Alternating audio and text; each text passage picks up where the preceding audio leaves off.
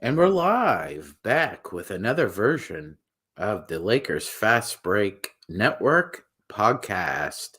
And I'm with my guest here, Mr. Joe Soro, as we're coming live to you on Thursday, July 13th. It's just a little before 12:30 a.m. here on the East Coast, and we're being brought to you tonight by nobody. We have no sponsors right now, unsullied by sponsorship, as well as the guys from NBA on TNT. We're coming here on a bit of a down note tonight. The Lakers lose 95-90 to the Boston Celtics. Joe, what were your impressions of the game tonight? Well, it's a tale of two halves. Lakers starters were really good in the first half. Had a 10-point lead, I believe, going into the half. And then for some reason in the third quarter, 2023 reared its head. 22-23 season reared its head where they completely went into shambles in the third quarter.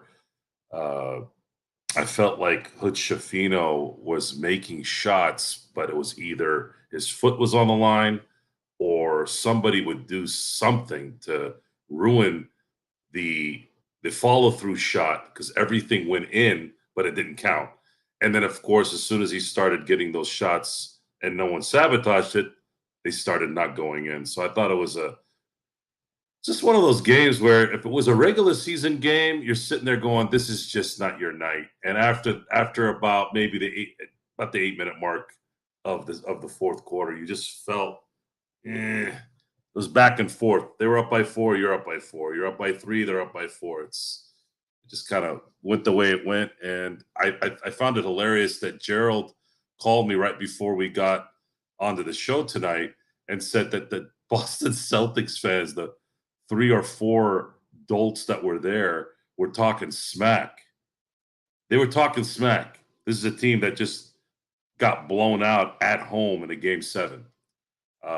So yeah, there you go. That's kind of my thoughts on that. Yeah. Unfortunately, this was the first loss that the Lakers Summer League squad happens to have. Joe, it wasn't Colin Castleton's best game. He finished with 9-8-6.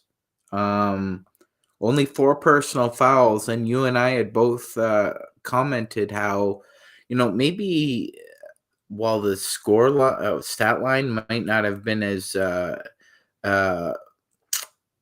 enlarged as it usually is with him, his defense was much better. He was using his verticality a lot better, not forcing his body into drives rather than just using his verticality and trying to shift angles. I found that improvement was nice to see. Yeah, there was this chemistry that I noticed in the first half where these guys were finally kind of getting a little bit of a feel on everyone's game. And then in the second half, I wasn't too supportive of the zone that they went into. So I don't know if I should blame the coach on that or whether they thought maybe it might chase things up. They were getting backdoored every time on that. So I didn't. I'm not a fan of the zone. I never have been. There's too many holes in the zone, especially when you have good penetrating players, guys that can shoot, or if you have some height at the basket. It's very easy to find those holes and exploit them. And it really did feel like a regular season game in December or January, which I'm looking that as a positive because I actually was, when you're not thinking and you're getting a feel for something, that's the true result of what you're watching. So I'm watching these guys play. So what's the improvement? The improvement is they looked like a basketball team versus a bunch of individuals who were trying to get their numbers up or try to show their individual skills so they can be on a roster. But this actually looked like a team that was trying to win. Unfortunately, they just couldn't make shots when they were supposed to, and they couldn't stop Boston in key moments of the game, which I just it's a summer league game. I think if it was a preseason game, it might have been bothered me a little bit more because that's your team. But it's it went the way it went. Max Christie didn't have a bad game. Dropped 24, had 8 rebounds, and made all his free throws again. And then Swider was trying to harness something with his shooting, but I don't know. I don't think he was able to get enough opportunities. And then Hodge hit 6 3-pointers tonight and showed that if you're open, you can make those shots. But as far as the team game, yeah, that second half was pretty much the stake in the heart for the Lakers this time. Yeah, unfortunately, it was a fairly close game up until the third quarter, and then Boston's Walsh and Scrub dusted off the Lakers, barnstorming them 30-17 in that third, and that was pretty much all she wrote. Like Joe was saying, it was a pretty much back and forth game up until Boston went on that run in the third. It was up by 4, down by 5, up by 3, down by 2. Boston decided just to take the game over in the third. And you know what, Joe, you're right. Zone defense, is more for, 13 to 15-year-olds. And I'm not sure what was going on there. Maybe Coach Dubois was just trying out something new. Who knows? But yeah, you're right. It was a little weird, a little strange. So as we talk about Moines Hodge, obviously he's right now a two-way player. If he keeps shooting like this in training camp and exhibition games, Joe, you would think that it might be difficult for the Lakers to just drop him to South Bay at the beginning of the year. If he's in a rhythm like this, you may need that because there may be a couple guys starting out the year who, just don't have it. Remember earlier last season, we were on pace to be one of the worst 3-point shooting teams in NBA history. I think through the first 2 games, we shot some ungodly number, like 2 of 42, 2 of 38, something unreal. And it took us about 65 games before we actually reached 34% from deep. But what's your sense on Hodge here? Do you think he's just destined to be a South Bay Laker just because of the circumstances, or do you think he really has a chance to show his stuff? I don't know if he's going to have the size and the lateral movement to stay on consistently at least for right now. Making shots is one thing, but you still got to kind of play the other side of the court. And if you're as young as he is, they're not apt to kind of take that chance at the moment. I think we'll just have to wait to see how that plays out. I know his shooting stroke was great. If there was a possibility where we could see what he could do on an NBA level, then we could probably have that discussion. I don't know what his comp would be. I don't know. My brain went to Jameer Nelson. It looks like a Jameer Nelson type. That's the first kind of visual I had when I saw him playing. Jameer Nelson was a very good player, though, and if he can get somewhere near there, that there could be something in the future there. I don't know if it's going to be with the Lakers, though.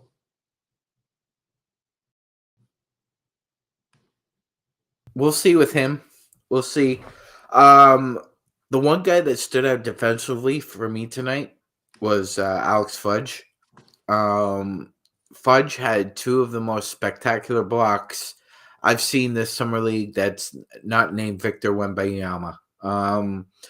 His weak side block in the first half was very impressive. Read the play right away, left his man, and was able to knock the ball. His second was even more impressive. He was pretty much almost at the 3-point line, had to run sprint basically to catch his man. But his offense is just absolutely atrocious, Joe. I mean, there's no way you could keep him on the floor because either he blows a layup, blows an assignment, blows a putback, but his effort is so effortless on defense. It's remarkable. He plays like an all NBA defender, but he just does not give you anything offensively. And that's frustrating because what he does give you defensively is fantastic. If he was just a little bit better offensively, I think there'd be a place for him in the NBA. But unfortunately, he doesn't. So we got him for an Exhibit 10. But let me ask you this, Joe. Given what we've seen in the Summer League so far, would you give Cole Swider his pink slip on that 2-way and promote Fudge, or would you keep things the way they are? Well, Gerald shaking his head no. The guy blew a layup and then a slam dunk. Or I'm sorry, he blew a slam dunk and then a layup. Sorry, Joe. Sorry. I don't think so, Sean. I think we stick with Castleton and Hodge, and then Swider is. I go back and forth on whether they should give him another year. I don't know at what point you can really pay attention to 4 or 5 players that might have the potential of being a integral part of a rotation in the next 2 or 3 years. You already have rookies that are already going to be developmental players like Maxwell Lewis and Jalen Hood-Schifino. And then you also have guys that are on the team right now and maybe one more on the way that have been not sustaining their talents and are going to come here, and you're going to have to pay attention to how you're going to navigate through the mental part of their games so you can grab their physical part. So I don't think I'd want to put that much on Darvin Ham's plate. I think what we want to do is we want to let things play out the way they do. If you can plug and play whatever you can, sure. But there's really nothing. There's no one right now in Summer League that's really going to make a giant difference at the moment this coming year. I think you throw them into the Lions den and see which one comes out. That's kind of how you do it. And that's where I stand on that. I just don't. I saw players tonight play within a system to some degree in the first half. And then I don't know if they got too comfortable or the Celtics adapted and adjusted. We can, and then all of a sudden they didn't know what they were doing, which only adds to the fact that they're not, they're professionals. These guys are playing in the G League, that they're professionals, but are they NBA professionals? I don't think so based off of what I saw in the second half. Okay. All right. And as we come back in here, we're joined by the Podfather himself, fresh off coming back from the Thomas Mack Center, Mr. Gerald Glassford. Gerald, what were your impressions of the game? Any lasting impressions from anything that happened, and any final impressions of anyone? Fudge, Hodge, Castleton, Christie. What did you make of the squad tonight, Gerald? Well, again, everything looked great in the first half. They were on all cylinders. They were hitting on. They were up by double digits, by close to 15 points, I believe, at one time in the first half. And then also as well, you had such a great array of threes. I mean, at times, I actually sent you guys the quote. I thought that if the Lakers could hit the three like they did during the regular season, like they did in the first half, and actually in the previous couple games too as well, then obviously the Lakers season will be very, very good if that's the case. But I don't think they'll obviously be that good. But then the second half, the effort, the defense, Joe, was just terrible.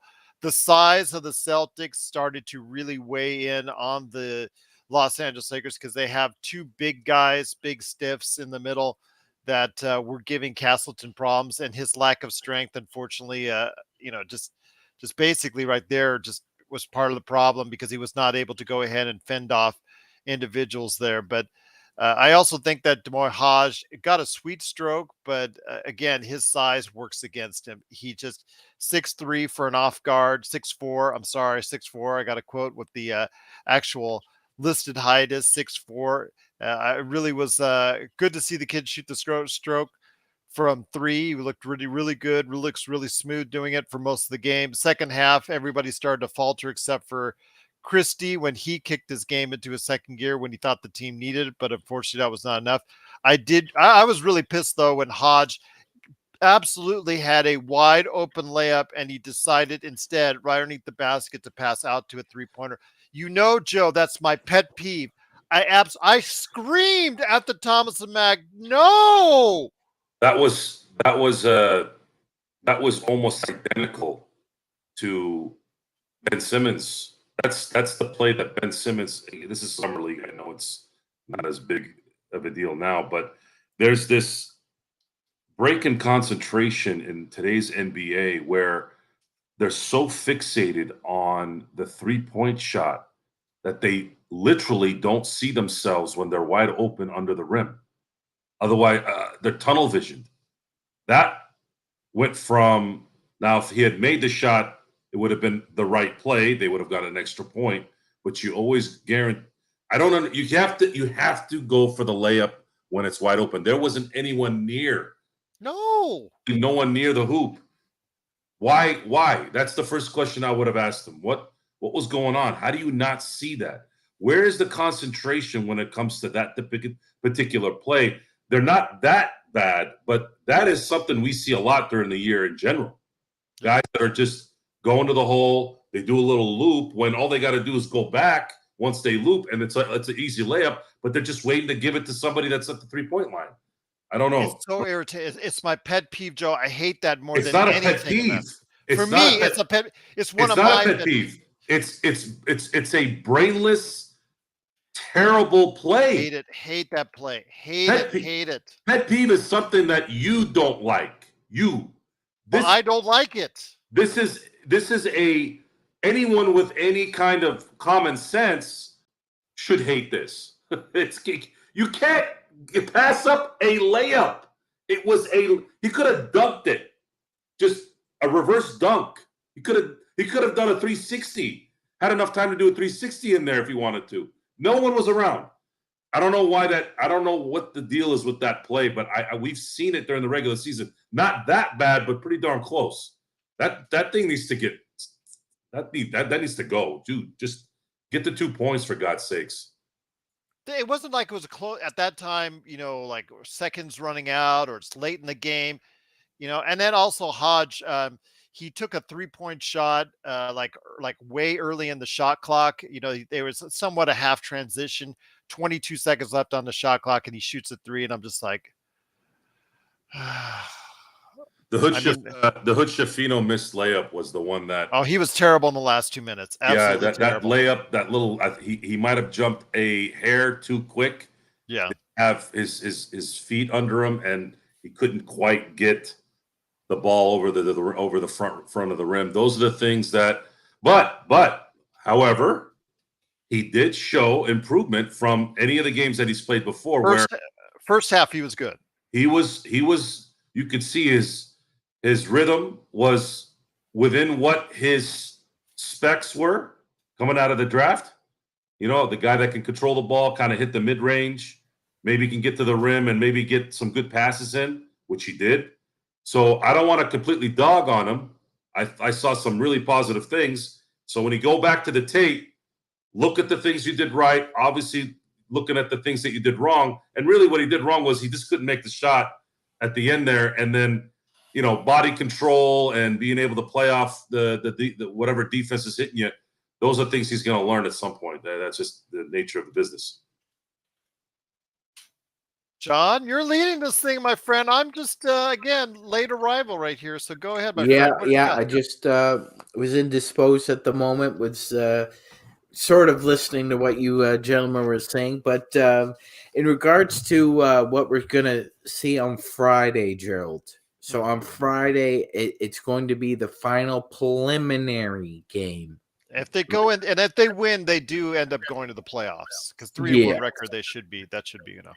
yeah. So, um, Gerald, do you expect the Lakers to sit anyone come Friday, or do you expect everyone, as it has been thus far, to play, except for probably Scottie Pippen Jr., although he may get some burn because it may be his last Well, we saw gas. Bryce Hamilton today because of UNLV connection and all that. But Yes. JY has a different question I want to ask first, though, Sean. Did we pass on Dennis Smith Jr. for JHS? Dennis Why? Smith Jr.? I He don't was think. drafted. I Dennis don't Smith think Jr. we was passed drafted. on. I don't think we passed on DSJ for JHS. I don't Are you think talking that about was. Dennis Smith Jr., who's been playing in the league? Last played with No, Charlotte? Gerald. He's talking about Dennis.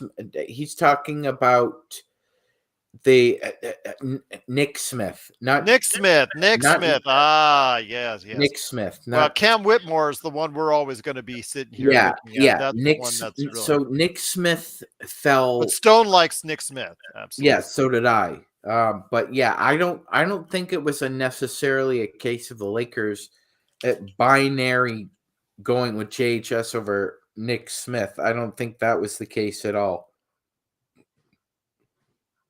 But I don't know. I just think Cam Whitmore is the one you don't pass up. I think Joe and I will always be on that mountaintop on that one. Yeah, I mean, so far you've been proven right. It looks as though he's going to be a solid pro. Hopefully, all the concerns about him were just a smokescreen. Castleton, first bad game of summer league, disappointing. But then again, His he had to deal defense with was a lot better tonight, Gerald. his He defense. Really, the big guys Yeah. were eating him up inside. Well, you know something. He was at least trying to use his verticality and not get called Trying, for fouls. but Well, failing. trying, Gerald. He got 3 fouls in the span of 3 minutes in that fourth quarter. So yeah. Well, he only had one up until then, and until then. But we he was were- also passive on the defensive end of the first half because he was not fouling. Maybe he was scared to do so, but he also was getting pushed off the lane, pushed off the block, and two guys were driving on him really easy. He's got to get stronger, much stronger inside. I think he has to realize, because you saw tonight against two big beefy guys that were taller and bigger and larger than him.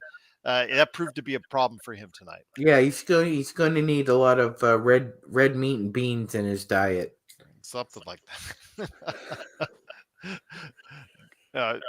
Joe, I mean, you guys have better thoughts than I did, seeing it from the vantage point that I didn't. I saw it from floor vantage point. I mean, Christie struggled at first, but came back strong, and obviously he's ready to go. Of any Laker that can make a contribution, I think, Joe, that he's going to be the one that's going to do it. And what's great about that too is if he's going to have, the vets and the current roster to play with, and he's going to be the guy that gets those open shots because they can't afford to leave the other guys open. And another really encouraging thing with Christie is he's only missed one free throw in 5 games. That's very encouraging for a player who's ascending, who might play an integral part of being the guy that hits those shots that you need when LeBron is penetrating or doing some kind of pick and roll with AD, and you got him wide open at the behind the arc. So yeah, I looked at this game in more of a positive way because it really is an individual player evaluation. Yes. And we have to look at it that way. It's not preseason. This is more of we got to see which player has gone into that area where they can be pro NBA players. If the Lakers can get more of those guys down the road, that can be contributors, just makes it much easier for the Lakers to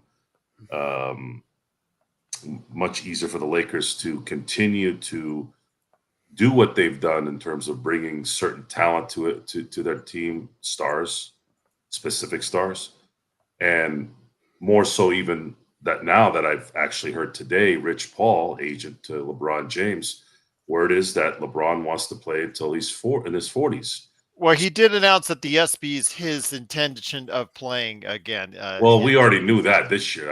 If anybody didn't know that, then you don't really pay attention. You're not really paying attention. Well, but he made it official to this evening when unless, he won his ESPY. Yeah. Unless it's just Rich Paul just trying to push whatever for the future. We're gonna know more as the years go on and see if he does do a Tom Brady in this respect. Sean, back to you, my friend. Yeah, as far as any thoughts on the game, as far as what the Lakers. Sean is out. Oh, Sean's out. Okay, so if that's the case, Joe, then what I ask you, my friend.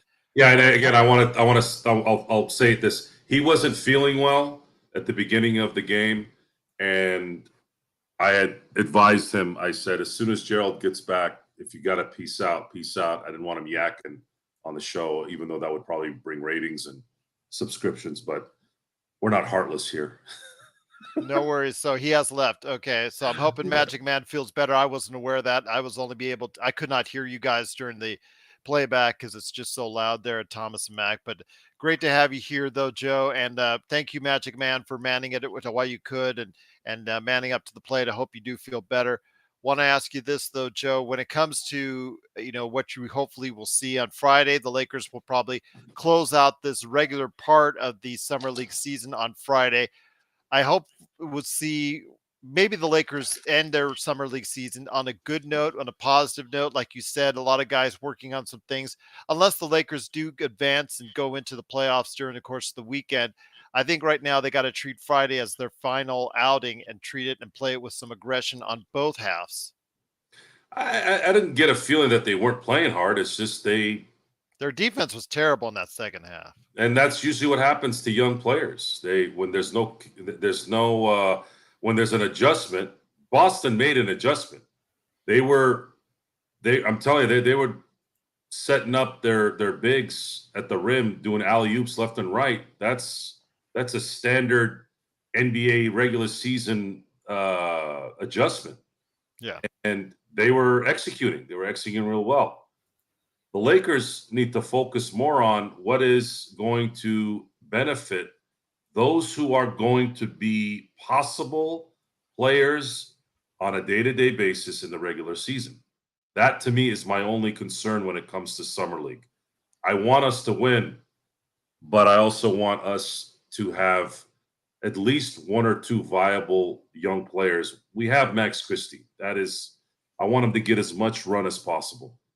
And if we can get one more guy out of this group that could be someone that could be on a two-way consistently throughout the year and be of some worth for the future, then we win. We win 100%. I'm not looking at Summer League championships. I watched, at least from my Summer League viewing life, which isn't that much, I saw the best Summer League team ever in 2017.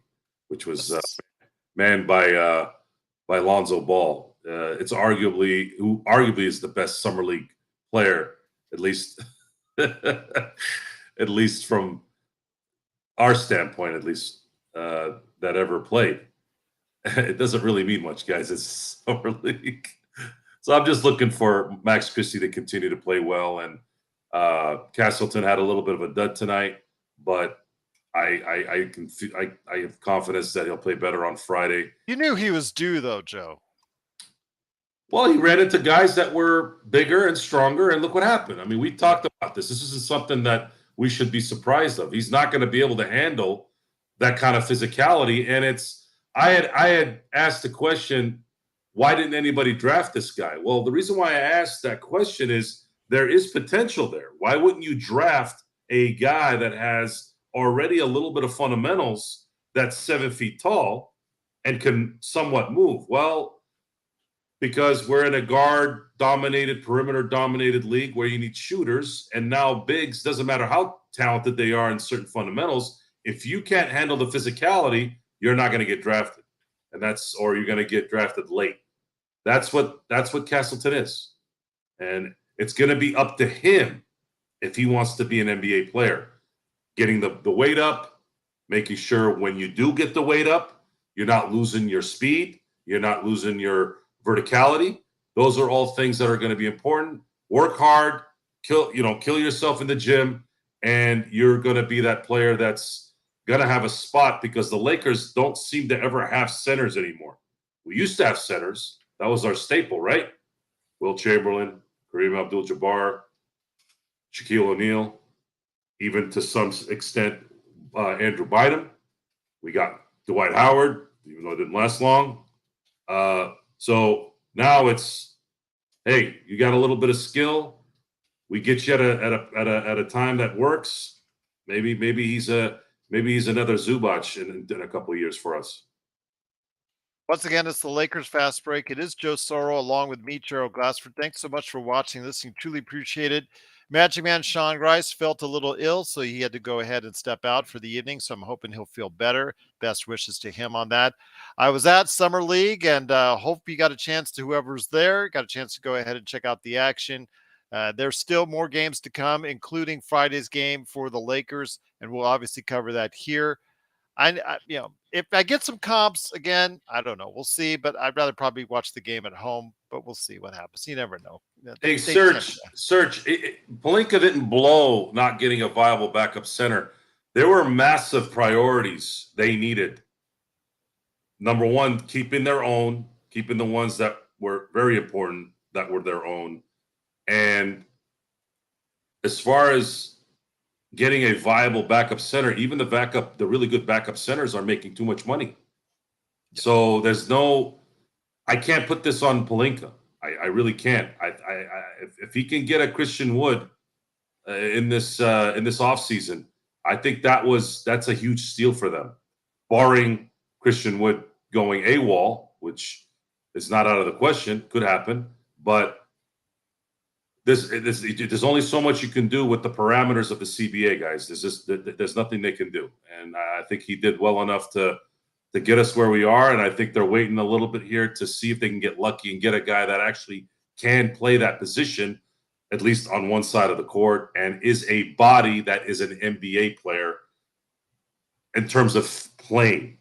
Mental part, well, I guess we're not going to know until we see it.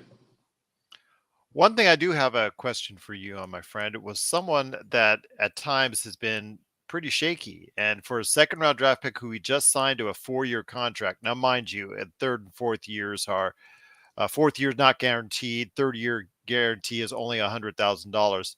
It is Maxwell Lewis, who had another donut tonight in 19 minutes of action. He has not broken the starting lineup for Summer League. He has not been a guy that they've relied on heavily and has not gotten reached 30 minutes in the game as of yet. He only played close to 20 minutes tonight. But again, you wouldn't have known he's out there unless you watched it really closely as far as the game is concerned. Because again, he gave us another donut out there. This is like the second or third poor game for him so far this Summer League, where he just seems to be running back and forth and not giving you much. And I know it's partly on the coaching staff to make sure that they prioritize him and using him and utilizing him in the offense. But my God, man, how many more donuts of these can he have before you start to worry about him as a second-round draft choice? I'm not going to worry about him now, but he was the worst player tonight, in my opinion, because he played 20 minutes, which is that is a good role player. That Alex Caruso played 22 minutes, and we all saw what he was able to do in those 20 to 22 minutes. He seems lost. That's what happens when you see a player and you forget he's on the court. He's lost. He's lost in a few ways. He's lost either in understanding the concept of where to go, how to create something for himself, how to immerse himself in whatever offense is going. And when you do that, when you're having issues with understanding whatever offense is going on, the easiest way to make up for those deficiencies is to play well on defense. So Fudge had 2 memorable shot blocks tonight because he was putting the effort in on the other side, knowing full well that he's probably not going to be able to play in the NBA on a consistent basis unless he does a massive overhaul on his offense. Just imagine Vanderbilt, but with one arm. That's pretty much what Fudge is on offense. It's really bad. It was terrible. Yep. Yeah, it was. But we knew that. See, here's the thing. There's a difference between knowing what someone's capable of and someone who's supposed to play better who doesn't. Like Maxwell Lewis. Maxwell Lewis did not play well enough for the 4-year contract he got. Now, it's not really a 4-year contract. There's a player option in the 3rd year. It's really a 2-year contract. Yeah. But I think Rob listened to you there, Gerald, and said, all right, Gerald, fine. I'll give him a 4-year contract, but I'm going to make sure it's a team options 3rd and 4th year. Team option. Yeah, so it's there. So if he happens to bloom next year maybe, then that process works out. It's got to be more aggressive. Got to want the ball. How do you teach someone? You ask for it. You go in the huddle and say, guys, I got a donut. This is wrong. I can help you guys win. You guys got to pass the ball. But that's partly on JHS.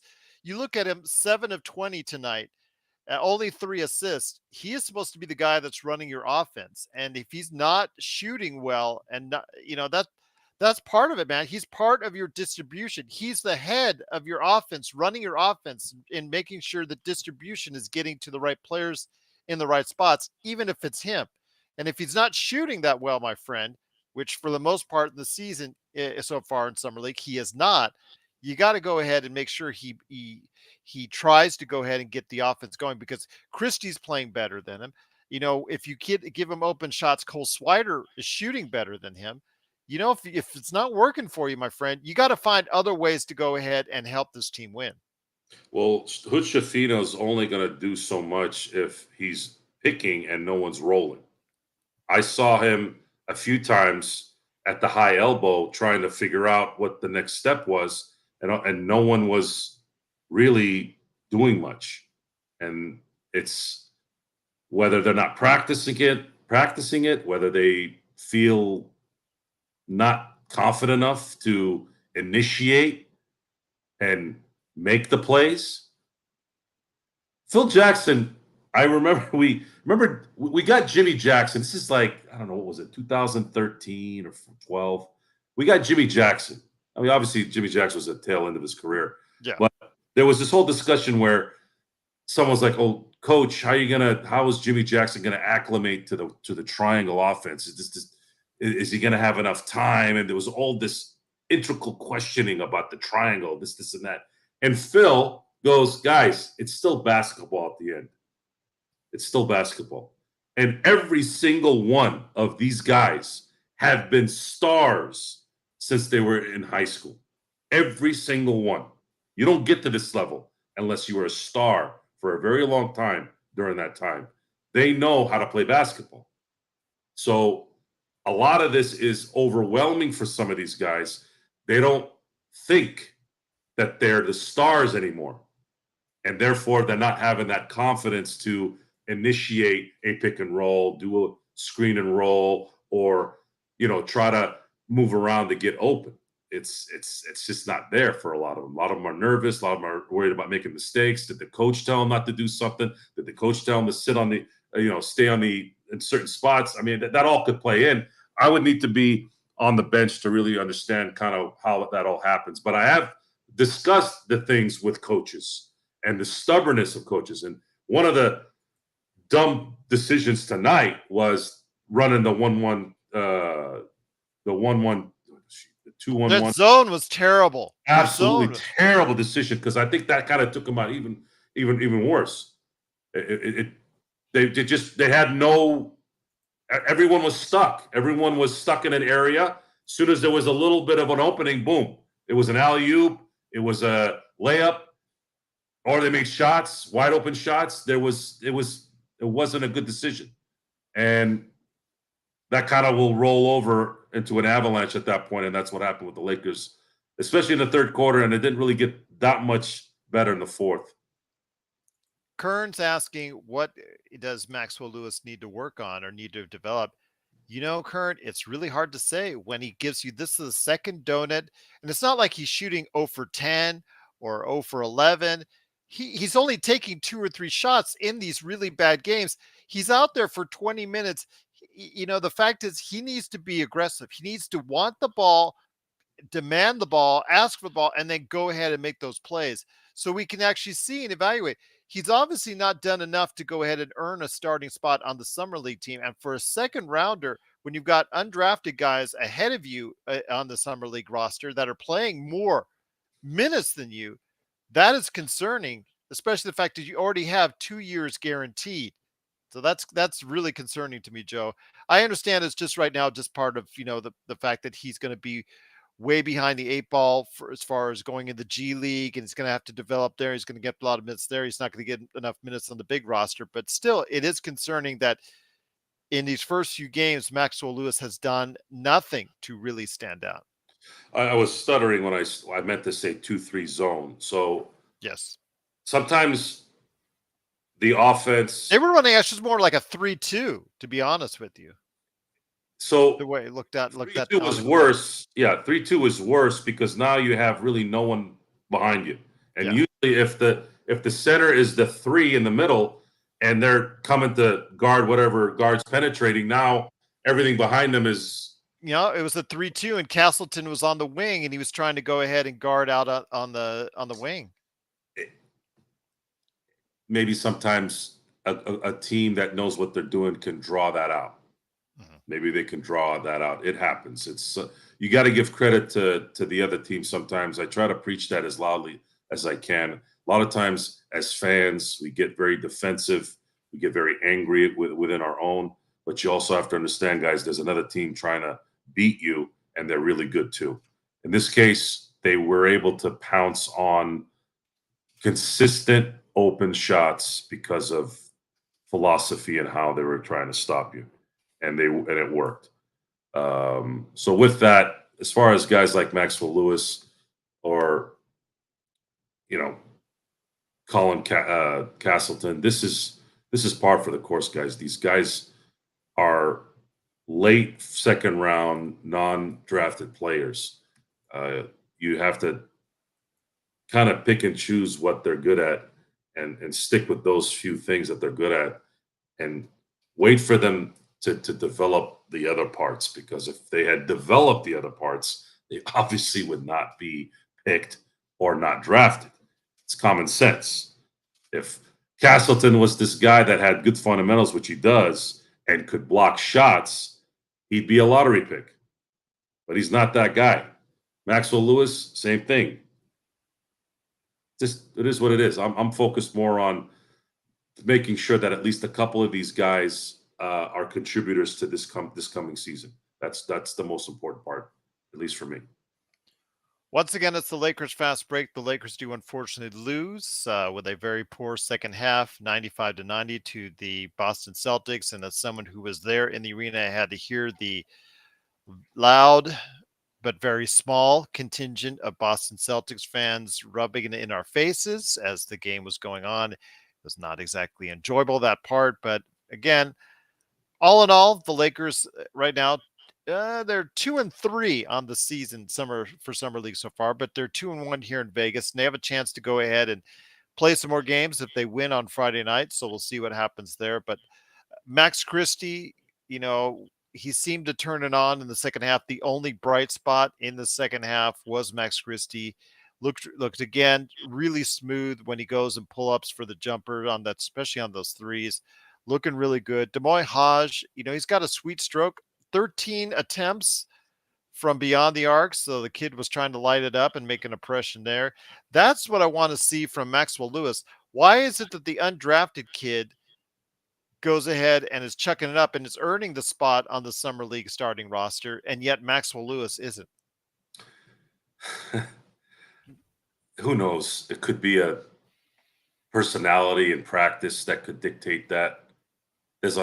It's difficult to assume what's going on there unless you're in it, because there are a lot of times in basketball where you're like, why isn't this happening? Why isn't this guy like this? And then you find out, oh, well, there's, so-and-so doesn't like them, or they're in the doghouse or whatever. It's an unknown. It's an unknown on really what's going on. We would need to have some kind of credential down the road where we can actually be in practice and trusted to deliver the information without actually giving up the privacy stuff, which there is a way to do that. And that is something, should we continue to get popular, that I think would be an interesting dynamic to have. I don't know who does that now. I think most of the people that have been allowed to do that have been ushered in by management or ownership to say, hey, it's okay if you kind of represent us. But I think they all kind of fall in that trap of trying to get the clicks and the views and the I got the first news of this thing. It's a very tempting. I mean, am I wrong in thinking that's what happened with Ramona Shelburne? She got, I guess, blacklisted for some. She was trusted. She wasn't part of that Lakers. I always talk about the Lakers clique of reporters that seem to get all the scuttlebutt and the information, that small clique of LA reporters. She was right there in it, but for some reason or somehow she was moved off of that detail. I thought at some point she would be part of the layoffs just because of the fact that she's no longer on the inside at ESPN when it concerns the Lakers. So I was concerned because I think she really does a good job. Especially, her stuff that she did on Donald Sterling, I think is really a credit to her and her investigative reporting. But, I think that she somehow, some way pissed off someone in the Lakers front office or Lakers management, or even Jeannie herself, which has caused her to be somewhat of a persona non grata in Lakers land. Well, and that might have played a factor in terms of her mindset after that, because that was good journalism, which is something, sports journalism, which doesn't seem to be the norm anymore. I mean, you just saw the New York Times and the LA Times dump their sports programs, that was even a shock to me, even though I understand that we're in a different era of information. You would think that prominent companies like the New York Times and LA Times would be able to figure it out, but the days of TJ Simers and all those guys that stuff is gone. I think we've gotten this sensationalism, the shams and the Woj kind of mentality where we want to be the first to post that this guy's signing here and this guy's signing there, because everyone has got the notice on this and they want to be the first to say, "Ooh, I just found out that so and so signed here." And for what? I mean, because you knew 5 seconds before this guy? Does it really matter? I'm interested in why certain players like Christian Wood are not working out. This is how many teams this is happening? No news coming out. No, we need to worry about, or we need to concentrate on whether Durant is wanting a trade now. Last year, right? That was the big noise. Oh, I'm the first one to say that he got a trade. What does that do? Okay, does it matter? What if you're in the bathroom and you don't have your phone on and you find out 5 minutes later? Does it matter? Do they get paid more? The shams or Woj get paid like, okay, Woj, you need to have 10 posts on Twitter before Shams, and I'll pay you $500,000. Is that the stuff that goes on that I don't know about? But they also work behind the scenes. A lot of these tweets are meant just for advertisements. But they're not giving us information. Well. They're not giving us relevant information all the time. when they tell you who reps these players, it's actually just like commercials for them. It's in spurts. Once in a while, they'll bring Woj in. Oh, so this is what happened here, and this is what happened there. Remember Peter Vesey? Yes. It's funny when you look back in the past. I used to listen to Peter Vesey on NBC, and he would say some things. You want to wring him by the neck, right? Because of his delivery and he always had this condescending tone to his delivery. But I think I missed that now, because there was this information he was feeding us that was actually relevant. I just didn't like the way he was delivering it.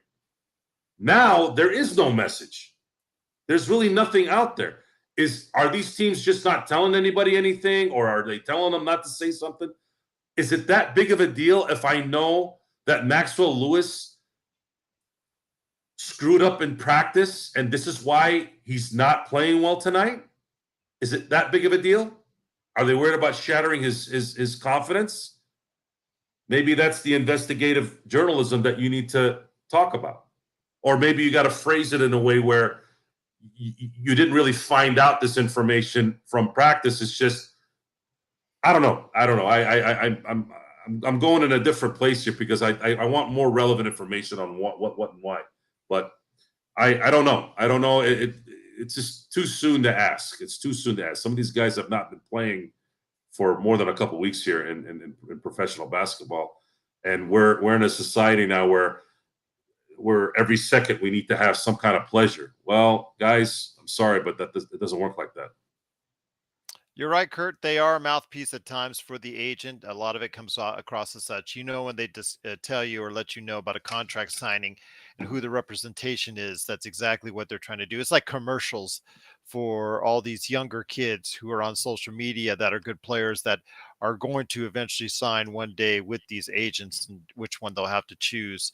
So it is like an advertisement in a way. And it's again, when it comes to Ramona Shelburne, there was a reason why she was pulled off the main Lakers duty and now is working on just general NBA stuff at this point in time, mainly East Coast stuff from what I'm seeing. But, I think she's really good at what she does. And unfortunately, we're not able to see it as much as we used to. And that's part of the problem here for us Lakers fans. It is. And we had discussed about Brian Windhorst suffering, and his performance has absolutely dived.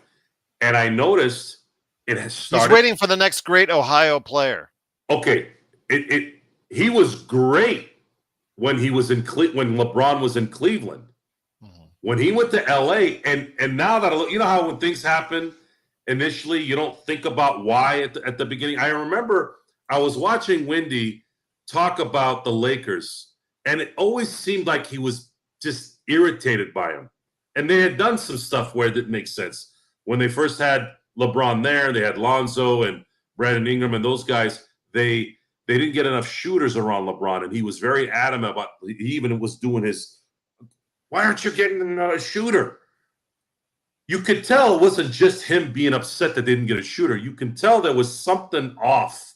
And now when you look back on it, something happened where Wendy did not have the access or the information that he used to have when LeBron was in Cleveland. And it completely jacked up his whole process. And he's never gotten, the famous thing with where he's doing this thing, where he wasn't even making any sense. There's the funny meme where he's like this. That's all he's got. That's all he's got his hat on, is that little funny sequence where he wasn't making any sense and just talking out of the air. And you talk about talent on ESPN. I'm going to use an analogy that you're going to like and you're going to identify with here, Gerald. It's like wrestling now. Everything's scripted. They're not letting the performer. As soon as a performer stinks, they pull him out, and there's another one that looks just like him. Yeah, but and there's some cases like in wrestling right now where you have individuals that are and should be so much better and put in so much better of a limelight. I'll start off with L.A. Knight.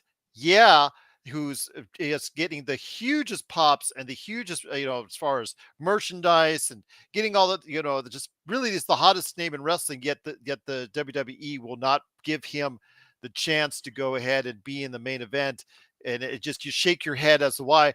I mean, there are players like that in the NBA who look like they're on the cusp of stardom, but you see right now that they're just not given the opportunity. There's one last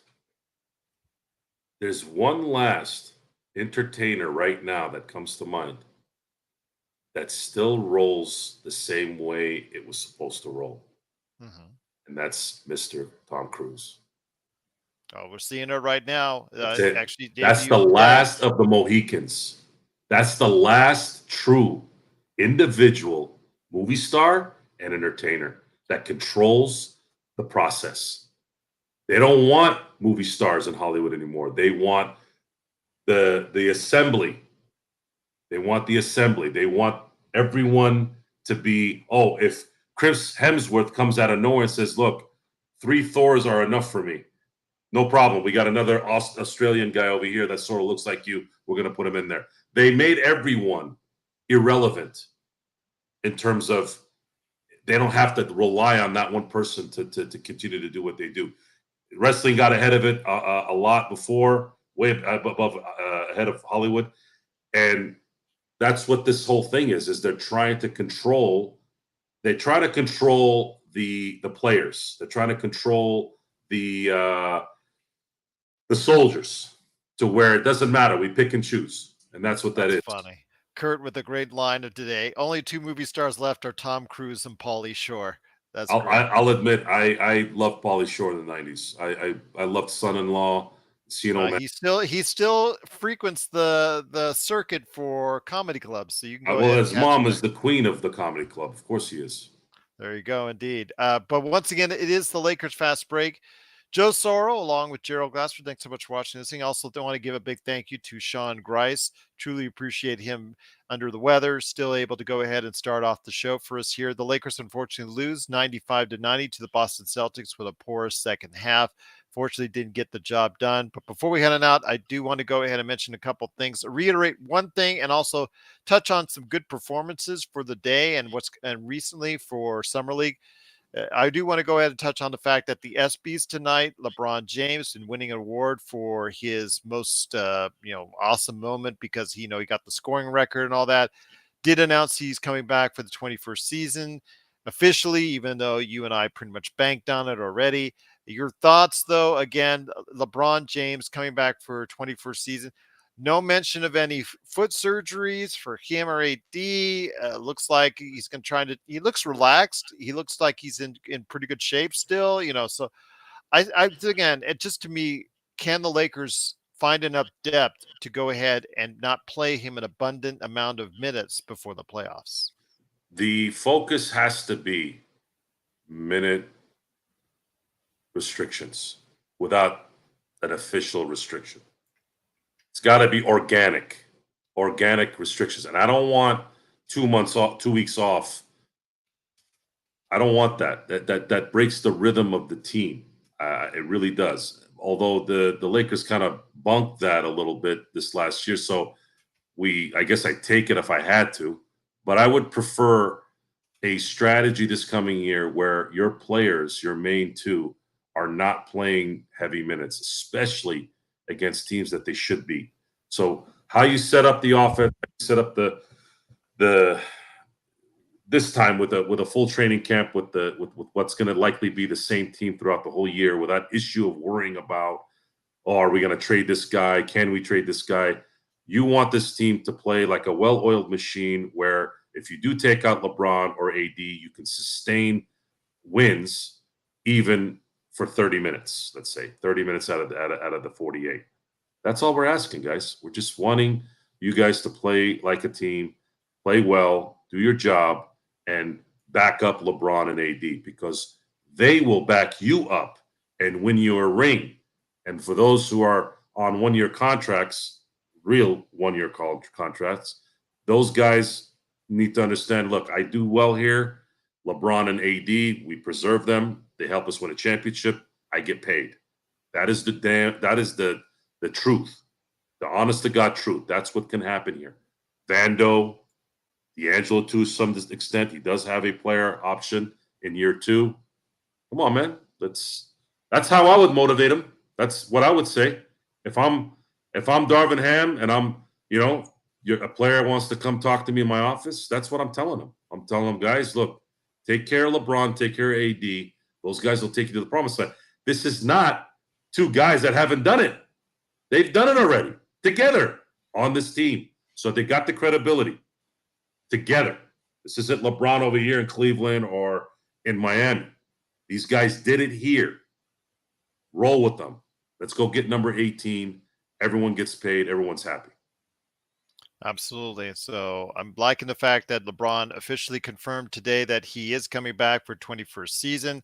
Looking forward to seeing what he can still bring to the team and what AD can do to go ahead and maybe finally take the torch as the dominant player on the team and letting LeBron cruise throughout the regular season.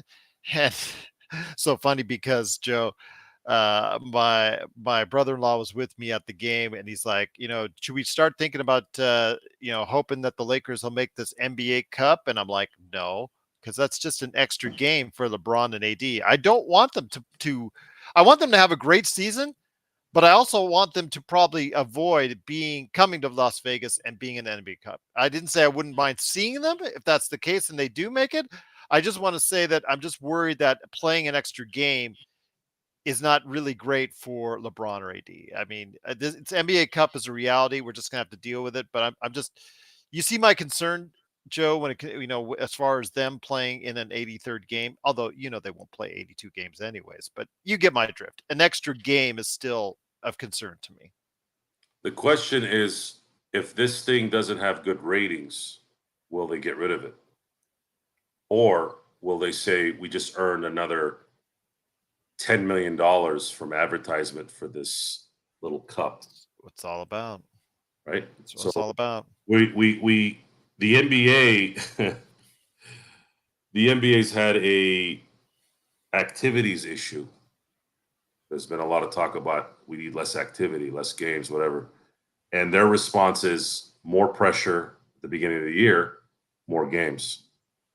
Just like the NFL, they care about player safety, right? Oh, by the way, we're adding another regular season game when guys don't even make it out of the first month sometimes. So I'm not. It's redundant to say this. It's about the money. It's about eyes and gambling more than anything. And when you give people more room to do certain things that are actually give you bad habits, yet they're also preaching control and values, you kind of sit there and you kind of rub your temples at the hypocrisy of it. This is the part where I run into that little, like, that part in my head where I want to, explode like a firecracker. Yeah. Because I don't like hypocrisy. You want to be something, you want to say something, you care about your players, we're going to figure something out. And then your response is, by the way, some of you are going to play an extra 3 games throughout the year. We're going to have LeBron. I mean, they're going to compete in that thing. You can't play lazy, can you? And if LeBron breaks his ankle, now what? Now you got letters coming to Park Avenue with very, very sharp envelopes, so you get a bunch of paper cuts with it. So yeah, I don't know. I was just getting used to the play-in a little bit, and even the play-in bothers me. I know it's got. It took me a while to warm up to it. I know it's a little bit. I know it gives a little bit more excitement, but I just don't like if you can't figure it out after 82 games. I don't see it being. I don't get it. I don't get it. I just don't get. At what point are you going to solve the problem? You guys say that these guys can't play 82 games a year because of travel and the excessive play or the aggressive play or the game is faster. Okay, well, at least lower the activity to get to these places so that they have enough energy to play on the court. That's the easiest way.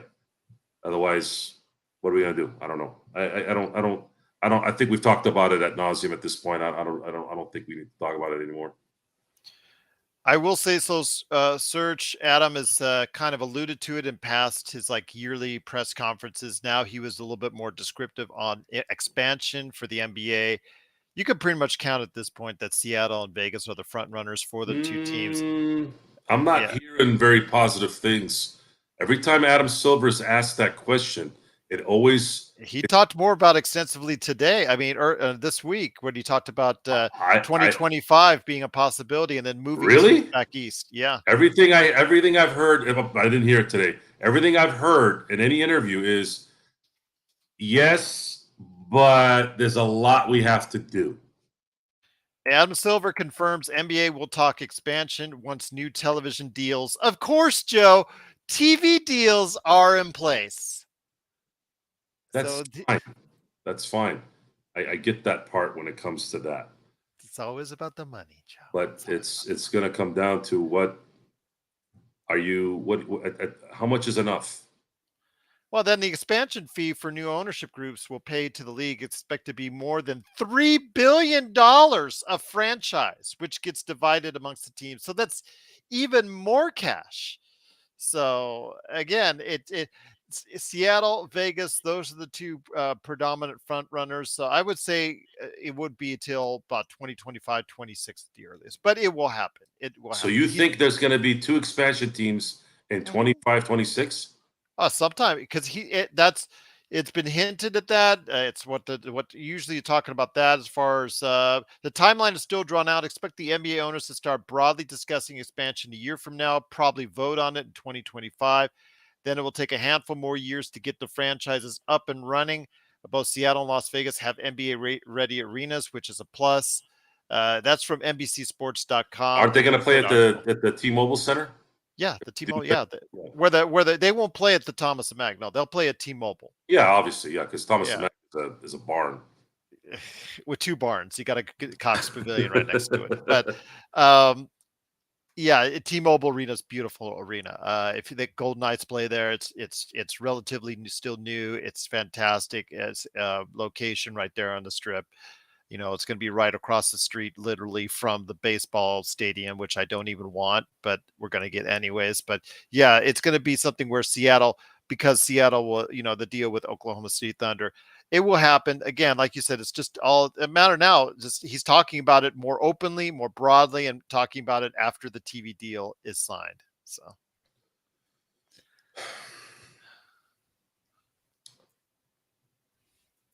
I think talking expansion and how that will work out is actually it's fun to talk about. Which team is going to go from the West to the East? I drew out a map a few years back where everything pointed to Memphis and New Orleans. I would probably say it wouldn't be New Orleans. It would only be just one if there's 2. He was talking 2, if that's the case. So if you throw 2 in the West, you would have to throw 2 to the East. Just one, because it becomes 16 and 16 on each side. Okay. Well, I would find a way to try to. You want me to put it on the chalkboard? No, that's okay. Yeah, no. I'll take your word for it if that's the case. But okay, I know. Let me paint the picture for you. You ready?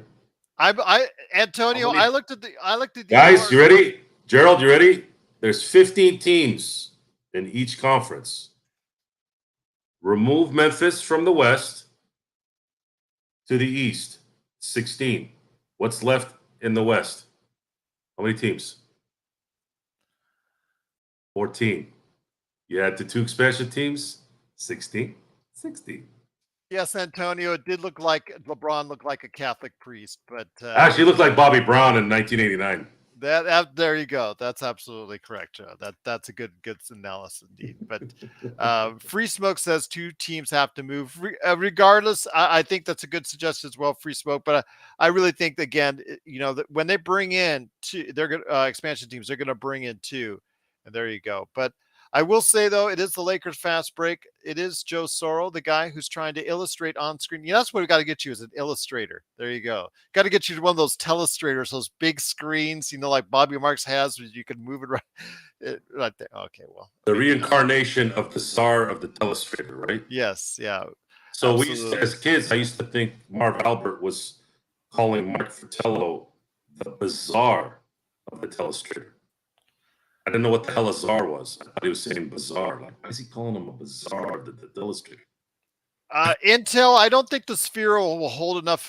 Is a large enough venue. It is a beautiful place, and obviously I'm grateful for it, because it just got me 100,000 views on Pop Culture Cosmos, and another 6,000 to 7,000 here on the Lakers Fast Break below on YouTube. So I'm not exactly sad that it's here, but I don't think it's a large enough venue. They would play at the T-Mobile Arena. I think that's pretty much done deal. Or they could get their own arena. I know there's stuff that's being laid out. That's a possibility that could happen on, further down the strip as well. But yeah, it'll be basically you buying a ticket for $40, and then their fees is 90. Yeah, well, that's what mechanics do. Welcome to Ticketmaster. Yeah, mechanics used to do that. They put, it's $50 for this part. Labor is 90. But they would put it in a separate section.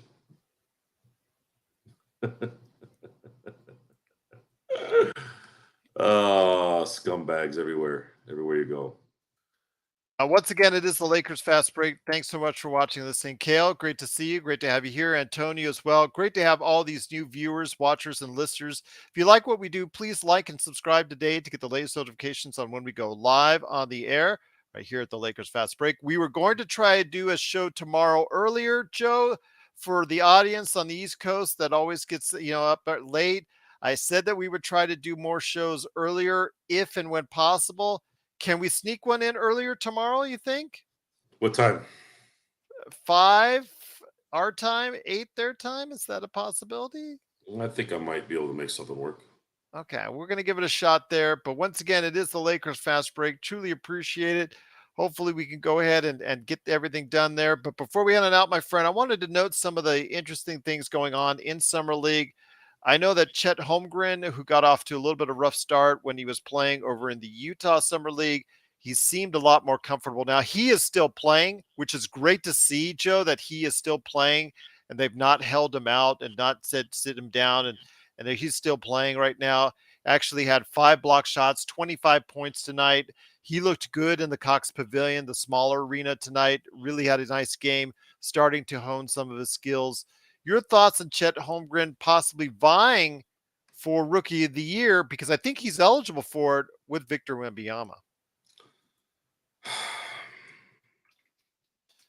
I'm just throwing it out there, Joe. I think the NBA wants to promote Wembanyama, and I think if he has a 20-point, 8-rebound, 70-game rookie season, he's going to win it. Mm-hmm. Chet would have to probably help Oklahoma City win 50 games and be I don't know, with Shai Gilgeous on that team, can he be the number 1 guy on that team, or maybe a 1A? Maybe. But that's what it would likely take.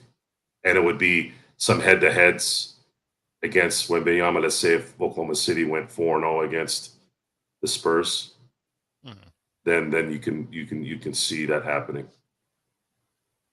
I'm looking forward to seeing it. I'll tell you that. I'm looking forward to. There was a couple times where Chet went for a block and he fell. I was like, he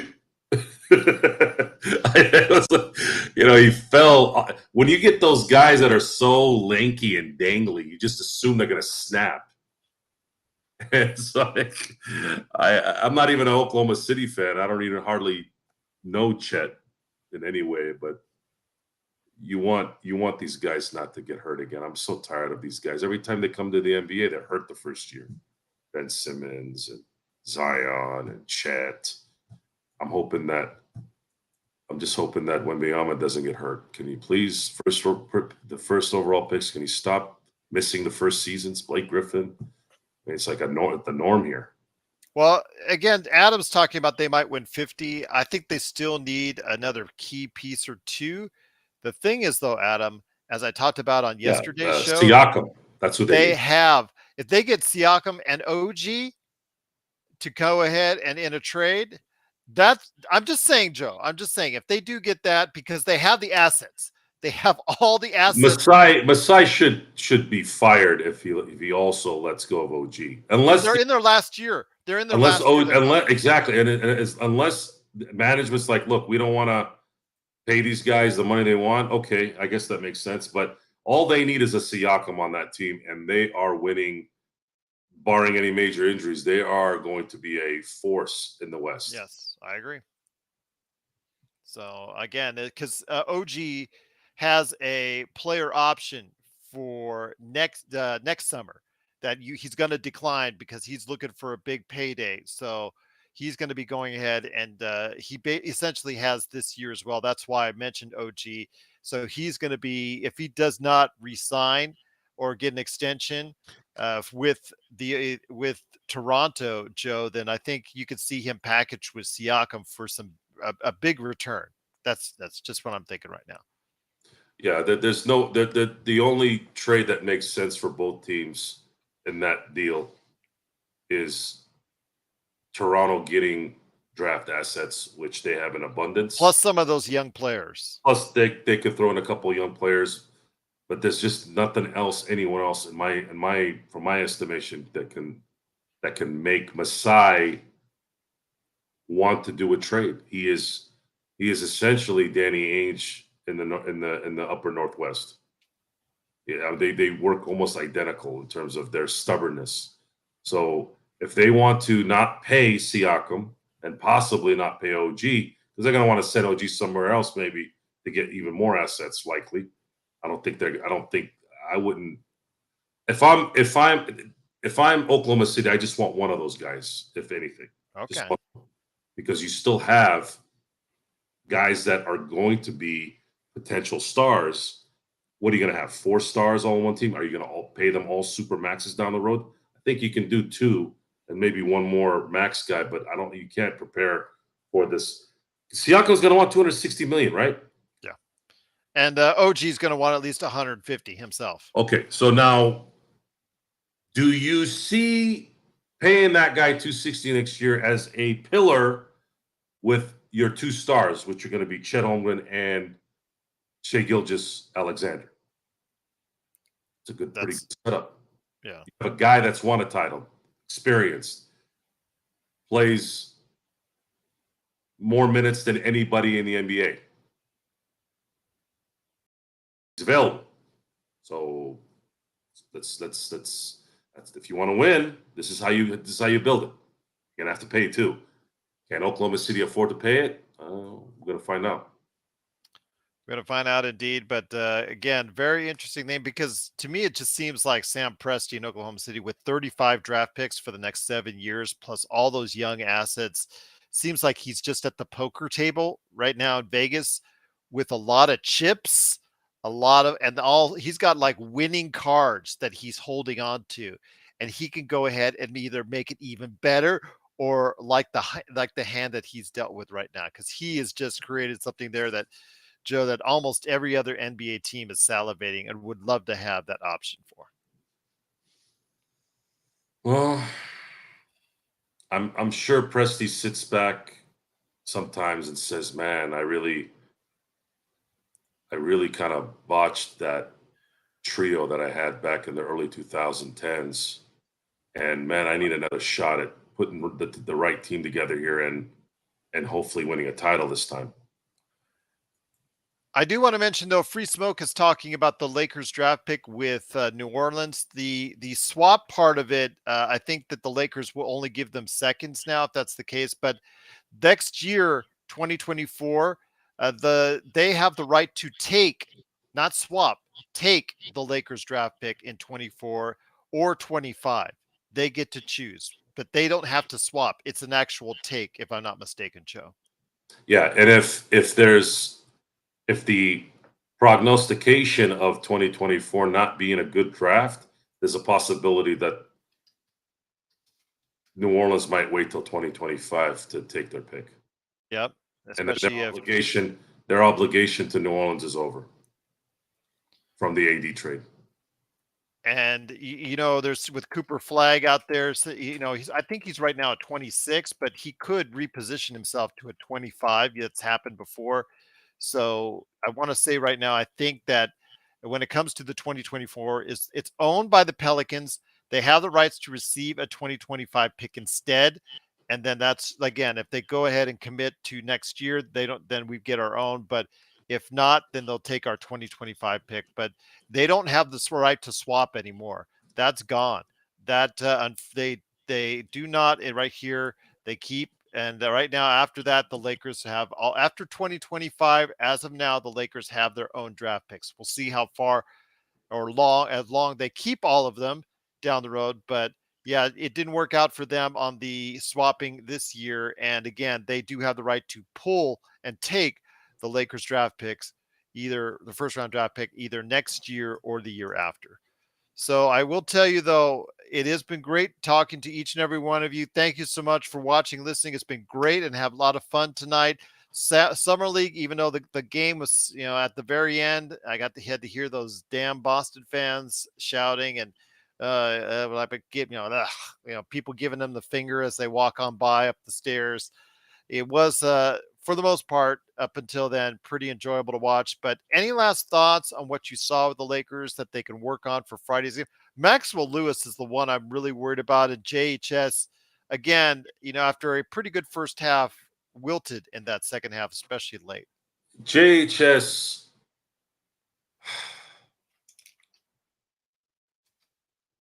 he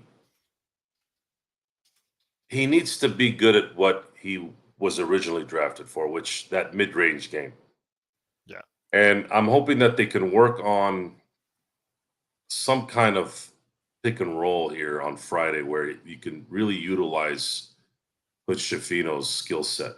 Someone who can Max Christie can hit from mid-range. So, but I don't know if Max is big enough. If, let's say, somebody checks Schifino, that's got some size. So you're defensively, he was still bad. It's hard, guys. It's just not. It's very hard.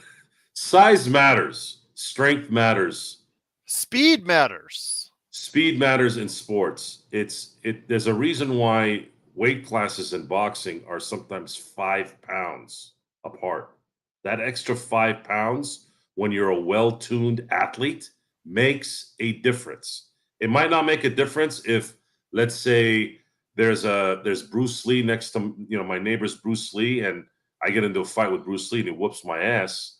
That's, because I'm not a trained fighter. He is. But if Bruce Lee is 5'7", 125 pounds fighting Michael Jai White, yeah, I know we want to fantasize that Bruce Lee could kick anybody's butt, but that's not being realistic, guys. So weight, speed matter. And a lot of these guys also, and this is from experience, whenever I've played in any kind of rec team, most people who get a little bit bumped, they get thrown off their game the rest of the game. All you got to do is body them up, and they just float away. They just start to worry about going to the hole or even getting guarded by you. Charles Barkley, isn't Charles Barkley a tough guy? Big guy, right? Even Barkley, somebody like Barkley, he said he played football one day. He said, "Safe for me." So imagine if it's somebody like Christie, who's 6'8", 6'7", $198. I mean, those guys you could probably do this to them and they'll fall. The only thing, though, I know we're hard on JHS, but the reason why you watch this show, the reason why you listen to the show is because we call it like we see it. We're hoping his game develops. We're just telling you how it is right now. And I know you guys, we get a lot of feedback. You guys are really hard on JHS. You guys are really hard on JHS. Why are you guys always talking about this guy you want more than JHS, or this guy you thought should have been drafted ahead of JHS? It's what we're seeing right now. And it's what I saw as far as, what Stone clued me in on, and what I saw myself when I looked at Indiana games, when I looked at the tape, I saw his flaws. We're seeing it now. He's not getting by guys. He's having to create his own space and slither around and use screens very smartly at times, just like we see from D'Angelo Russell, who also doesn't have that athleticism to get around guys or jump over guys or whatnot, but he's still able to go ahead and put off shots and get fouled quite a bit. But the thing is, he's not finishing plays very well. He's not shooting. He's shooting better now than he was earlier in the summer league, but it's still not enough. When you're going 7 for 20, Joe, and you're the guy that's supposed to be running the offense, you got to know when to say, you know what, it's not working for me tonight. Let's get some other guys involved. Drop in the draft in the NBA that I don't remember it ever happening like this. We see it in the NFL a lot, but I've never seen it in the NBA. The closest I saw was Paul Pierce getting drafted 10 in 1997. Paul Pierce should have been a top 3 pick, but for some reason, something about his athleticism, might have been an injury issue, I don't know, dropped to 10, right? That's the last time I remember a talent like that dropping that much. The Lakers in this draft had a chance to get a guy who could finish and finish hard, like in your face. Just imagine Shannon Brown with 2 or 3 more levels. That's what Cam Whitmore is. And I would not be hard on, this is unfair for him, but we are here to explain what's going on. That's what this is. I'm bothered that we did not get Cam Whitmore at 17 because it's the 17th pick. The 17th pick in the NBA draft is like the 2nd or 3rd round in the NFL. You can risk a little in those rounds. It's actually the 3rd round. It's the 3rd round. You can risk. You can extend a little bit in that round. It doesn't work, it's a 3rd round pick. If it's a late 2nd round pick, yeah, it kind of sucks because it's a 2nd round pick, but it doesn't hurt as much. That's what the 17th pick in the NBA draft is. And you had arguably the 3rd best player in the draft available at 17. And that's why I've been probably hard on him more than anybody. If it hadn't been for that, I'd be totally okay right now because I'm irritated by it. I'm sorry. I can't help it. I'm watching this guy play. I know what I'm looking at. The only thing that can stop him is if that injury situation is true or he turns into Christian Wood. But it doesn't matter. You have to risk that because if he doesn't, this guy could be an all-star. He has that kind of talent, and you risk that at 17. Whereas Shafino, I don't know, what's his ceiling? D'Angelo as D'Angelo's all-star season? Is that his ceiling? He has a similar game to him outside the jump shot right now. Okay. If we can get that out of him, okay. But he's never going to be a star. Cam Whitmore might be a number 2. I don't know. But that's kind of where I'm at on that. But we're just here to give you to commentate on what we're seeing. And it's summer league, it's too early, 100%. But we are setting the stage based off of early information that looks already to be true. So we have to say, guys, they've already said this is what's going on. Then we see them play, and it's going on. Here we are. Once again, it's the Lakers fast break. Z, I understand he wants to go Damian Lillard to Miami, but Tyler Hero as the centerpiece of a trade is just not. I got to say something here, Gerald. Go ahead, my friend. I'm sorry that the thing is going fast. I couldn't. Okay. Oh, no. Let me point something out. Where the hell did it go? One of our guys commented. Cale Nickerson says JHS reminding him a bit of Lonzo Ball, the way he approaches the game. It's similar, it seems. I think Lonzo Ball back then was a little bit more passive. He's a little bit more aggressive. Yeah. He's a little bit more aggressive. Getting much more aggressive. Intel. You can't look at that season. Kobe Bryant was the first perimeter player First, number one ever, first perimeter, non-center, non-big, to declare for the draft out of high school. At a time where guys weren't coming out. KG had just kind of broken the mold since Moses Malone the year earlier, but he was a big, and he got drafted 5th.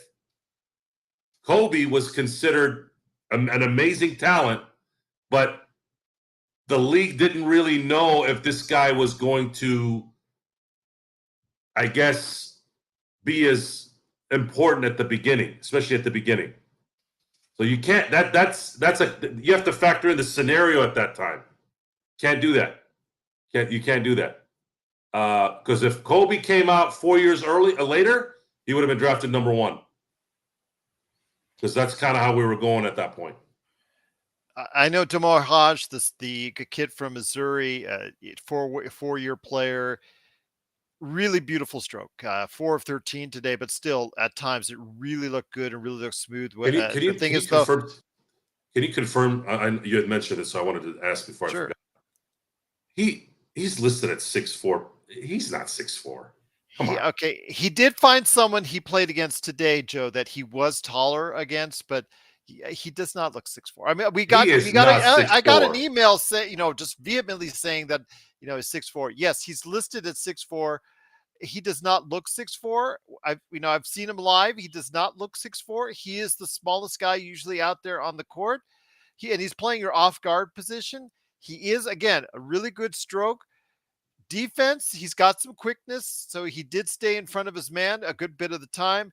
But he, again, because of his slight build, not a slight build per se, but of his height, he has some issues as far as trying to go ahead and defend and reach.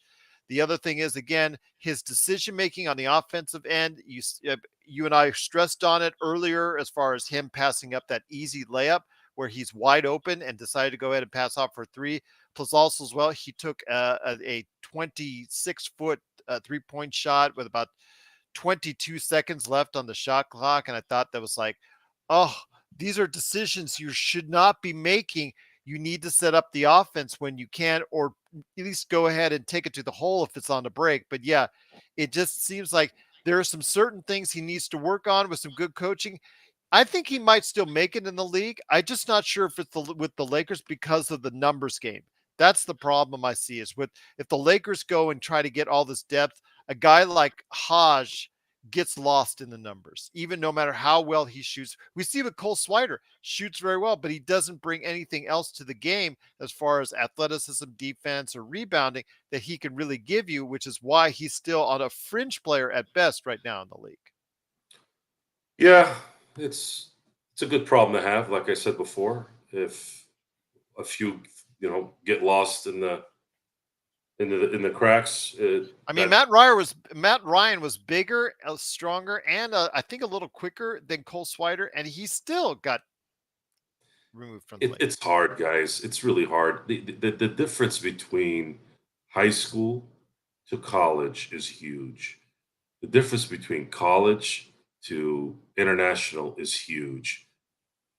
The difference between college, international, G League is huge then to the NBA. And then when you factor in guys like LeBron and Durant and Giannis, the NBA is, you sit there and you look at some of these guys and you're going, geez, I don't even know, like, how are you so much better than guys that are really, really good? Like when you look at AD, how good is that guy? The guy can do anything on the court. He doesn't do it enough in terms of a consistent MVP type thing. But man, when he is on, you have no chance. Jokic is done. Look at Jamal Murray. Guys like Jason Tatum. These guys are so many levels ahead of everyone around them. And that's not saying that JHS, if he doesn't work on his game, can't get to a point where he's going to be a good rotational player or a good player in this league. I'm not saying that. I'm just saying right now, Joe. You're saying right now. We're saying what we see now in this kid because he's a professional. Yeah. From what I've heard, he will get better if he doesn't have any injuries. However, his ceiling is limited compared to what the Lakers had a chance at picking up. Yeah. That's all we're saying. You and I are on that mountain. And We're you gonna can't, stay and on it. you can't sit here and just hope that the other guy doesn't pan out, because the only way the other guy doesn't pan out is if he gets injured, something like that. And I don't wish that on anybody. So it's a bummer, because Stone Hansen spends 13 hours a day watching probably more basketball than some of the clowns that are actually running some of these organizations. And I'm going to go by what he says, because I've seen those guys perform and they stink. And every time I've talked to Stone, I asked him point blank, who are you wrong on? Who are you wrong on? He never said Jahlil Okafor. I thought that guy was going to be great. I thought him dropping the 3 was a terrible mistake. He should have been the first pick. He never said that. Something like that. It was some off the cuff thing. Oh, I was wrong on what's his name, who was picked 14th. But okay, Free Smoke said it here, and I'm gonna say this all due respect. JHS will get better once Phil Handy works with him. Phil Handy's one of the best when player development. You got it. You're right. Give him time. The problem is, Joe, do you hear that?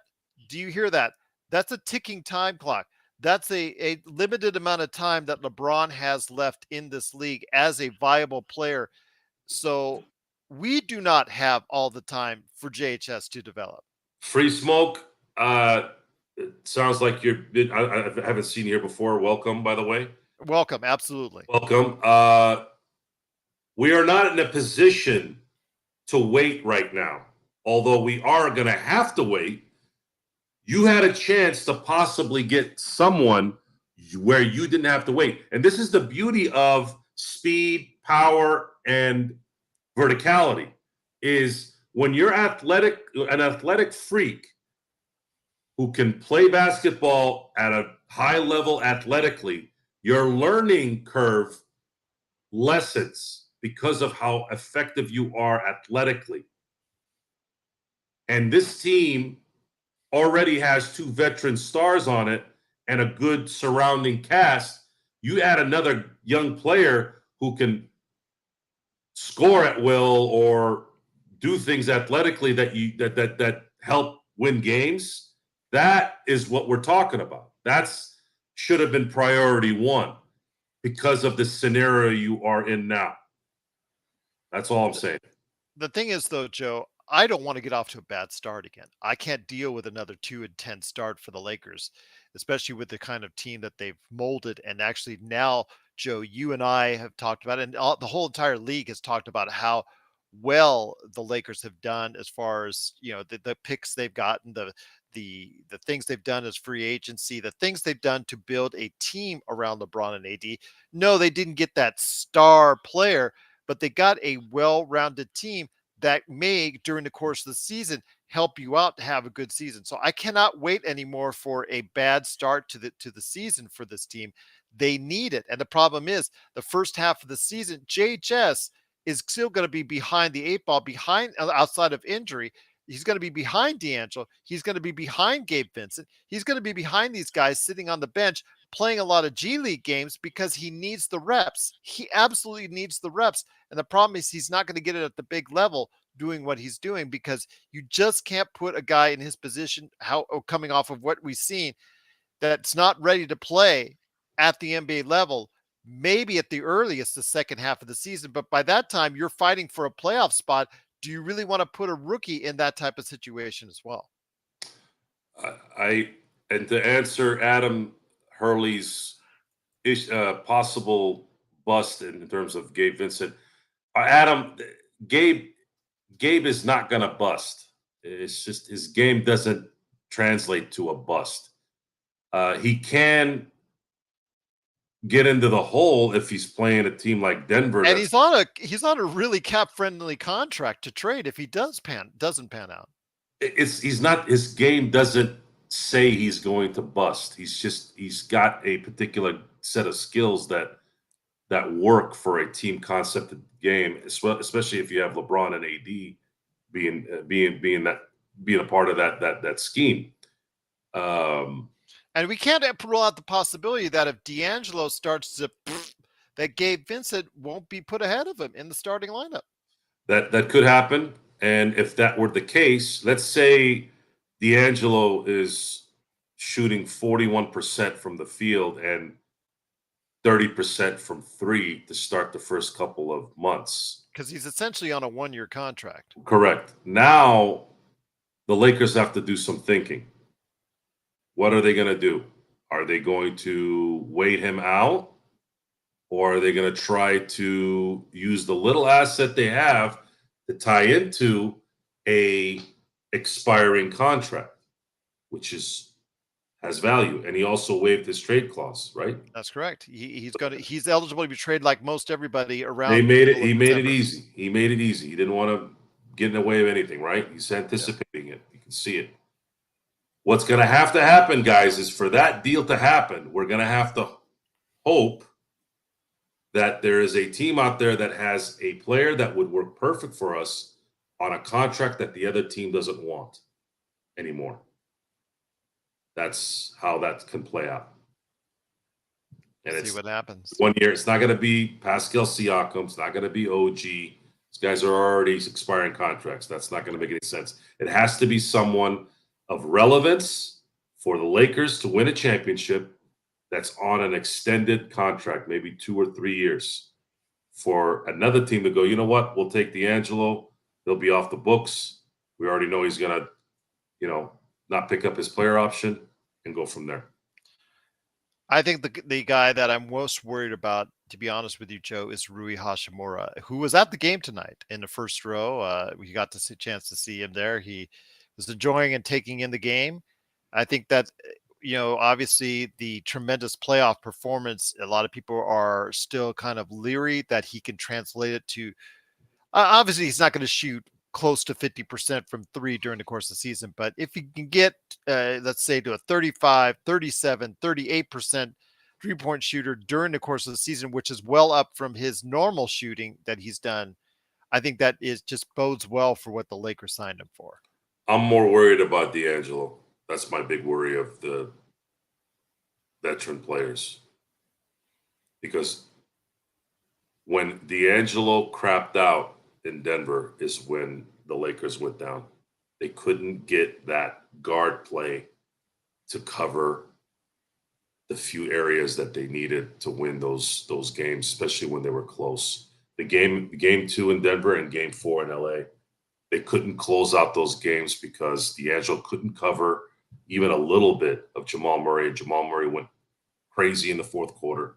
And then in game 4 at home, when we're up 15 after the first half, couldn't finish it off with someone that could make a shot. And he has that quick release. He has that ability to go off. We saw it happen a few times, and he won us games in the playoffs. But we can't afford to have him disappear for an entire series. We don't have that kind of team where an integral player like that can just go away. If Rui goes away, sure, he's making more money now, but Rui is a tweener. He's a tweener, small forward, power forward. It's kind of in that middle of nowhere place. And I know I know they earmarked him to start, but I would truly love to have him coming off the bench as the sixth man. I really think that's a better role for him. If you are looking at it for the long haul, ideally, him coming off the bench is the best setup. But if you don't get a center that can start, if you don't get a center that can start, unfortunately, you're going to have to put AD at the center position, and Rui's going to be playing the power forward. Search was taken off by your tweener comment on Rui Hachimura. I mean, he fits me more of a power forward type, 6'8", 230, but you could also put him at a small forward. And then, of course, we saw him play some minutes at center. So he kind of fits. Yeah, that's not something I veer off of. That he is a tweener. He is not these days, a power forward is 6'10", a 6'10" guy. Rui's built like LeBron. Rui's built like Karl Malone. back in the day. Even Karl Malone might have not been a power forward in today's game. He would have been more of a small forward, power forward type player. And if Rui, here's why I think Rui will be fine. If his mid-range game is, which I don't see him getting worse there, if he just keeps doing that, he becomes a huge asset for this team. If he shoots 35% from three, yeah, I prefer him to shoot 38 to 39. But as long as he continues to take advice from LeBron like he did at the end of the year, and it ended up increasing his value, not only in terms of the money he made, but also in helping the Lakers win. Why would he all of a sudden drop off? I don't know. Is he the type of guy that says, "Oh, wait, by the way, I made my money. Now I'm going to just play like a schlep"? No, I don't know. We have to wait and see that. I don't think it's going to happen though. I will say though, it's really funny what Search and Destroy was saying. Only on Lakers Fast Break will Rui be a tweener. Subscribe now. What if we ended every sentence, Joe, with subscribe? That's not a debate, guys. That's not something we pulled out of our rear end. He is a tweener. Subscribe now. Yeah, he is a tweener. I'm sorry. It is what it is. That's not me manifesting it. That's what he is. He is a small forward, power forward. Absolutely. Subscribe now. You know who's a power forward, guys? Bonafide? Anthony Davis. That's a power forward. That is a power forward. I'd love to see him back there full time, but hopefully we will see that rectified sooner rather than later. Although it seems like management, aka Rob Pelinka, is waiting this thing out on trying to find a 5 that could fit, or a big man that we could go ahead and sign for the 14th roster spot. So we'll see what happens there. But once again, the Lakers do lose 95-90. They are in a whole conglomerate of teams at 2-1 here in Vegas. So we'll see what happens over the next couple of days. By the time that their Friday game, which I believe is at 8, if I'm not mistaken, I'm going to go ahead and check for everybody for sure this time. Again, I'm going to go and check off the NBA website instead of the other websites that had it mistakenly put in there at an incorrect time. So I'm going to see for Friday, it is going to be at 11 p.m. Eastern, 8 p.m. Pacific. It is the Memphis Grizzlies and Los Angeles Lakers. We'll cover it at playback.tv, South Lakers Fast Break. We'll also be here tomorrow a little bit earlier, as I promised, to our Eastern Coast people out there and fans out there that have asked for us to have some earlier shows whenever we can. So we're going to try and go ahead and do that for you. But Joe, any last thoughts before we head on out? Yeah, I'm just, I feel like I've been getting my basketball fix at a time where I didn't think I would. I don't feel like we've lost any time here since the season ended. We went in right into summer league. I don't know why this summer felt like there hasn't been really a break. It's like we went from Western Conference Finals, and maybe it's because, I know what it is. It's because we've been out of the playoffs or bowed out in the first round. So we didn't have a deep run like this. We haven't had that since 2020. So I felt like we went pretty deep into the playoffs, and then we had the finals, and that finished, and then boom, we were at the draft, and then now we're at the summer league. I usually get burnt out from the NBA season, and I'm like, okay, I'm just gonna kind of kick back and just kind of do my thing. But I actually have been wanting basketball. I'm gonna dread August now, because September kind of gives you that, okay, end of September, training camp's gonna start. So there's no really a lot of downtime there, but August is going to suck. Well, we'll try to make the best of it for you as we can. Oh, we'll be here. Yeah. We're not going anywhere, but I do like having this material to discuss. I am trying to reach out to other individuals out there that I'll tell you something I did a couple seasons ago, which is get people in here that are experts on the other 29 teams as far as the NBA is concerned. So we'll go ahead and hopefully have shows each and every time with a new NBA team on their thoughts on their team, plus also what they think of the Lakers coming up this season as well. That seemed to work out well last time, so I look forward to doing it this time during the dead month, plus obviously more Lakers History 101 as we go back to school. In fact, we're going to have a summer school class here coming up here in the not too distant future on the great Lakers Summer League team here. We're going to probably do it next week for summer school out there for you. But also as well, do you know your Lakers trivia? I got to go ahead and bring that back now that we have the whole crew back for doing that. See if I can get L Rob to come back in and defend against Joe to see if we get a rubber match going between those guys, and also bring in Sean as well for that. So looking forward to that. And if you want to go ahead and test your Lakers knowledge on trivia, go ahead and give me a shout out. LakersFastBreak@yahoo.com or LakersFastBreak on social media. But it's been great talking to each and every one of you. The best Lakers chat room that's out there right here at the Lakers Fast Break. The Lakers unfortunately lose 95-90. They are still 2-1 here in Vegas. Looking forward to seeing what happens on Friday. But we did promise you that we would make an effort to try and squeeze in more shows earlier. So for tomorrow, we're going to do that for you. 8 p.m. Eastern, 5 p.m. Pacific. We are targeting that. If all goes well, can't promise you, but we're going to try and do our best we can to go ahead and do that. Joe, been great having you here, my friend. Hoping Sean feels better. Hopefully he'll come back around for tomorrow, but looking forward to it. You know, I already asked you your final thoughts, but anything you're doing on Lakers ball before we head on out? Nothing right now? They're quiet? I've been neglecting my people over there because I'm here. Well, that's great that you're here. It's hard to be on Game Time while being on playback. Mm-hmm. I try to do both, but it's hard because you get into a mode there where you're typing and making jokes and seeing the game, but it's hard to do that and comment on playback. But you know, I still post there almost every day and pay attention to what's going on there. And maybe one day I'll be able to make them both work at the same time. We'll see.